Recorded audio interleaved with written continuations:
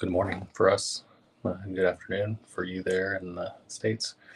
Just wanted to connect this morning and was looking out the balcony before we get ready to leave, and I was thinking about the one of the miracles that Jesus performed was to cast out a demon that was from a man that had been possessed for many years. And you know the story because Jesus asked him what the demon's name was, and he said Legion. Uh, so he had many demons in him, but they'd gone across this very lake right here, came to an area of the region called the Gadarenes, and as soon as they came out of the boat, there was a man possessed by an evil spirit that came. And so, what I want to fast forward to the end of the story because the story is kind of to summarize it. He um, um, was chained up, and he would break the chains through the power and through his own power, and pretty strong, and he would hurt himself. And this man was sad and alone, living in the region, the caves by himself in the mountains. And when he encountered Jesus, things changed. And Jesus asked him, he asked the demon inside of him what his name was, Legion, because we were many. And then Jesus called the demons out, and they begged him to let set him into a herd of pigs. And those herd of pigs, as soon as they were filled with these legion of angels, they ran off a cliff.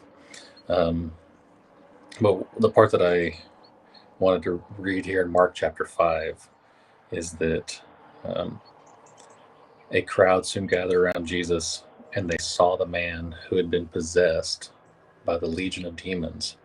He was sitting fully clothed and perfectly sane. And instead of them celebrating, it says they were all afraid. This man had been under the influence of the enemy for so long that that's who they expected him to be. You know, who knows if kids are making fun of him and they'd run up and say, "Hey, let's go see the crazy man up in the Gadarene, up in the hills." And but when they saw this man perfectly sane, back to his senses, with no demon possession, the people were afraid.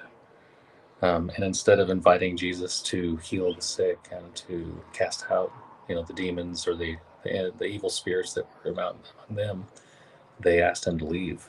They begged him to go. It says the crowd began pleading to Jesus to go away and to leave them alone. When Jesus comes in, things change. Nothing can stay the same. And this Gadarene man knows that. I love this part here at the end of the story where he says, as Jesus was getting into the boat, the man who had been possessed begged to go with him. But Jesus said, no, go home to your family and tell them everything that the Lord has done for you and how merciful he has been.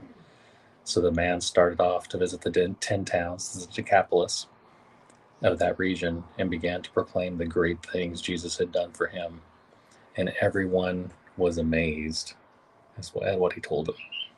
So this morning, as I'm looking over the Sea of Galilee, where Jesus, close by, performed that miracle and many others, thinking about how when Jesus comes, it changes everything.